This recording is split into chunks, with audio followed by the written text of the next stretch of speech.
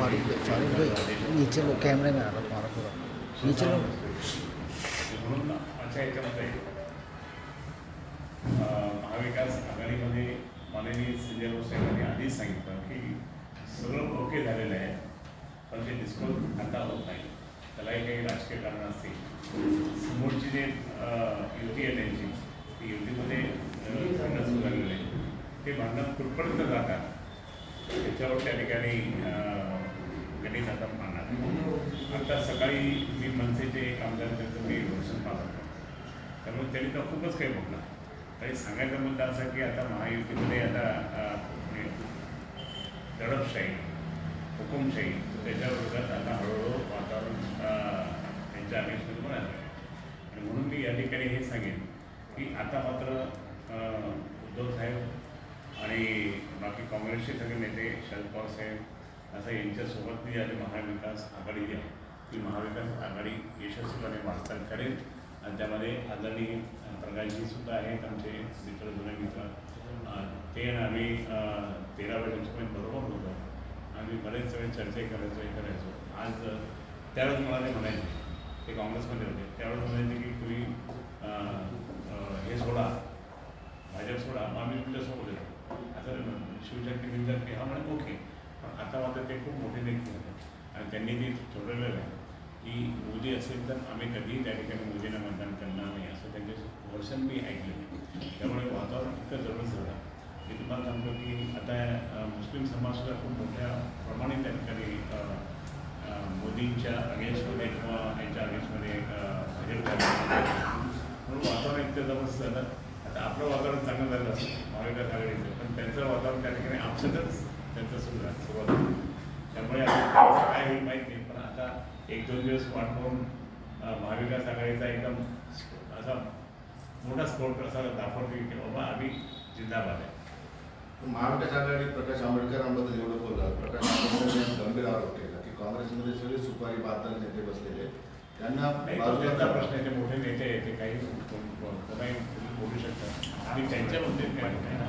पण तुम्हाला जागा लढण्याबाबत सांगितलं आहे, नाव अंतिम झालं आहे, कधी घोषणा होणार आहे या सगळ्या जागांबाबत?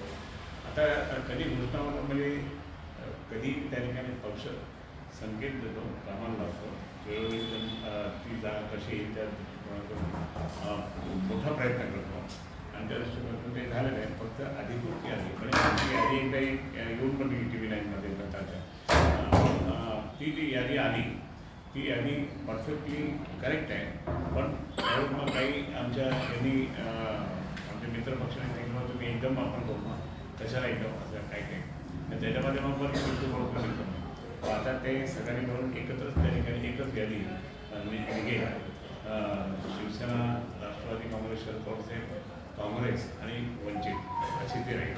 त्यामध्ये अजून काही इतर पक्ष येत असतील तर त्यावेळेस सुद्धा ते एकत्र करतील.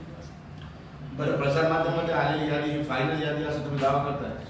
नाही, आता तुम्ही दावा करतात म्हणजे की आता मी माझं सांगेन की ओके. बरं, तुम्ही ज्यावेळेस भाजपसोबत होते त्यावेळेस तुमच्या पक्षाला 20-22-23 जागा मिळायच्या.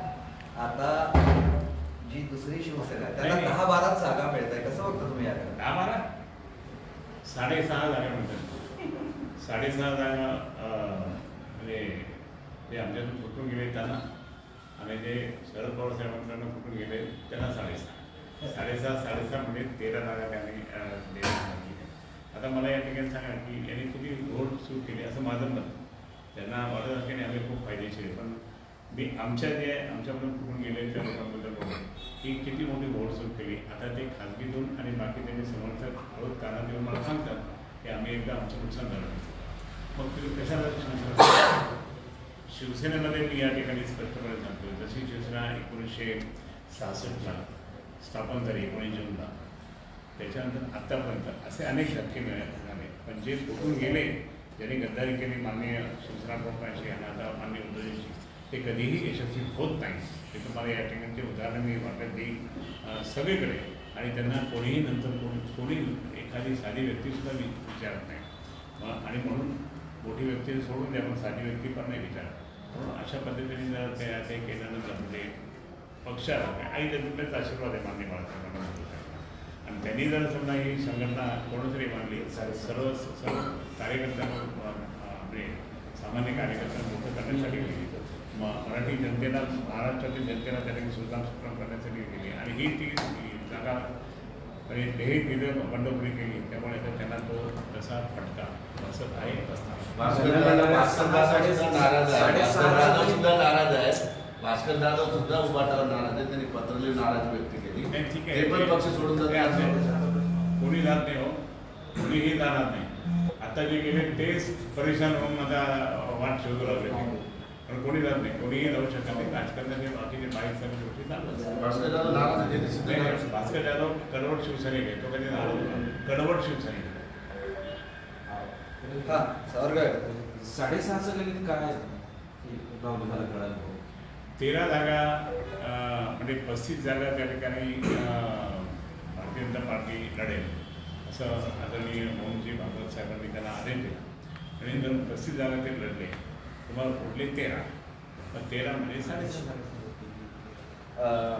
काल उद्धव ठाकरेंनी एक शपथ घेतली तुळजाभवानीची की आम्हाला 2.5 वर्ष मुख्यमंत्री पदाचं मी ठरलं. साक्षीदार आहे. भाजप तुम्ही साक्षीदार मी आहात. साक्षीदार. भाजपने घात केला. आता भाजपचं म्हणणं आहे की किमान तुळजाभवानीची खोटी शपथ घेऊ नाही नये. नाही ते भाजपने किती खोटं बोलतात. मी होतो तिथे आम्हाला स्पष्ट सांगण्यात आम्ही सगळे बघतो की 2.5 वर्ष आपण ठरलेलं आहे. हे उद्धव साहेबांनी आम्हाला सर्वांना अमित शहा साहेबांच्या समोर सांगितलं आणि त्यांची चर्चाही झाली. ही सगळी चर्चा खूप सविस्तरपणे झाली सांगितलं आहे. असं झालं. मग इतकं असताना आता खोटं कशाला बोलायचं.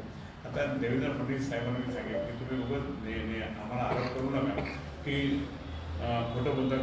आता किती खोटे बोलतात.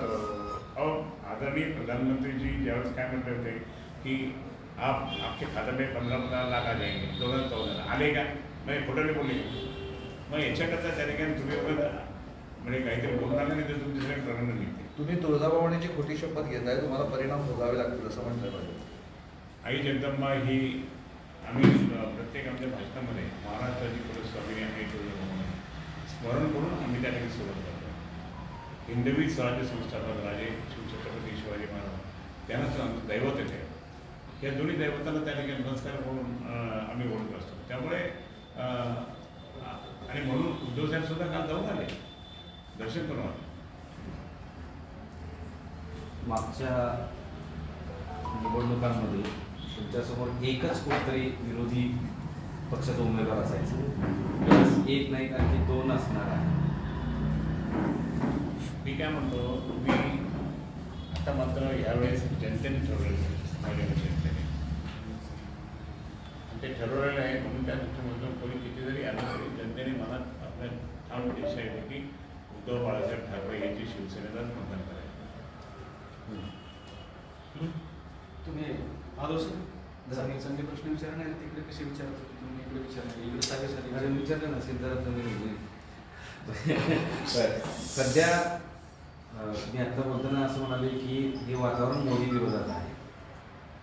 पण त्यांचा दावा असा आहे की आम्ही महाराष्ट्रामध्ये 45 पेक्षा जास्त पुढे जाऊ शकतो आणि देशात 400 पेक्षा पुढे जाऊ शकतो. मोदी की गॅरंटी. हाँ आणि ती मोदी की गॅरंटी. याच्यावर तुमचं सविस्तर म्हणणं काय सांगू? ही हमारी महाविकास आघाडी की गॅरंटी म्हणजेच माननीय उद्धवजी ठाकरे साहेबांची गॅरंटी. ती कशी 35 जागा शिवसेना त्याप्रमाणे उद्धव बाळासाहेब ठाकरे त्याचप्रमाणे काँग्रेस राष्ट्रवादी काँग्रेस शरद पवार या महाविकास आघाडी वंचित या सगळ्या महाविकास आघाडीने बनलेली त्याच्या 35 जागा या महाविकास आघाडीच्या 100% जे मोहनजींनी सांगितलं ते उलटा होणार. म्हणून त्यालाही वाटतं एक हुकुमशाही चालली हे चालली म्हणून कशाला आपण काही म्हणून त्या ठिकाणी सगळे पूर्ण जनता नाराज आहे. ते फक्त आता पहा तुम्ही इथे किती पब्लिक होती. आदरणीय म्हणजे गृहमंत्री जे आले त्यावेळेस किती पब्लिक होती. 4-5 जिल्ह्याची पब्लिक होती. दिवसाला एकही सभा न घेणारे उद्धवजी दिवसाला 3 सभा घेतात. हे जर आधी केलं असतं तर कदाचित आज ही वनवन फिरण्याची वेळ आली नसती असा आरोप. कधीही त्या ठिकाणी उद्धवजी तुम्हाला सांगतो की त्यावेळेस एकदा निवडणुका नव्हत्या काही नव्हत्या 51 सभा मराठवाड्यात त्यांनी केलं. त्या सगळ्या सभेला मी आलो मराठवाड्यात. मग काय त्यावेळेस इलेक्शन होतं का आणि वनवन फिरणं कशाला वनवन फिरते. आमची संघटना आमची शाखा गावागावात आहे, गल्ली गल्लीत आहे. त्यामुळे इतकी मजबूत आमचा नेटवर्क असल्यानंतर मग काय, आणि त्यांनी असं काही बोलतात ते बोलून, आणि तुम्ही काय करता मग? हे तर हे फिरत नाही का सगळीकडे? गल्ली गल्ली चाललंय, वार्डा वार्डात चाललंय, तिथे लोकांना सांगायला लागले. अशा परिस्थितीत लोक त्यांना हाकलून देतात. संभाजीनगरमध्ये अजून उमेदवार ठरत नाही भाजपचा, चंद्रकांत खैरेला घाबरले का? दुसरा प्रश्न त्याला जोडून असा आहे की ते या ठिकाणी मोदीच उमेदवार समजून तुम्ही कामाला लागा असं दिलेलं आहे. मोदीच उमेदवार असतील असं. मीही त्या ठिकाणी असं समजतो, आणि मी म्हणजे आमचे उद्धव बाळासाहेब ठाकरेकर की समोर त्या ठिकाणी किती छोटा माणूस असो मोठा असो, आपल्याला मोदीजींना पाडायचं आहे हे धरूनच त्या ठिकाणी आम्ही काम करतो. मोदी उमेदवार समजले तर हा, मग उमेदवार तुम्ही ते म्हणतात ना की मोदी हे आपले उमेदवार आहे असं समजून तुम्ही कामाला लागा, तर मग आमचेही कार्यकर्ते म्हणतात की आमच्यासमोर मोदी उभा आहे, त्यांना आपल्याला पाडायचं म्हणून कामाला लागते. आज मुंबईमध्ये असं एक दिसून आलं की शिवसेनेच्या शाखेचं उद्घाटन भाजपच्या एका मंत्र्याच्या हस्ते. ती शिवसेना कोणती? तिकडची ती शिवसेना कोणती? तिकडचे म्हणजे आज म्हणजे पूर्णपणे मर्जिंगच चालली त्यांची तिकडे. आता बंद म्हणजे बंद होण्यासाठीच त्यांचा कार्यक्रम झाला. अच्छा, मर्जिंग शिवसेना होते असं तुमचं म्हणणं आहे का? त्यांची शिवसेना जर त्यांच्या कार्यालयाचं उद्घाटन म्हणजे लोटाजी करत असतील भाजपचे मंत्री, तर हे समजून घ्या की यांची सगळी वाटचाल तिकडेच झाली.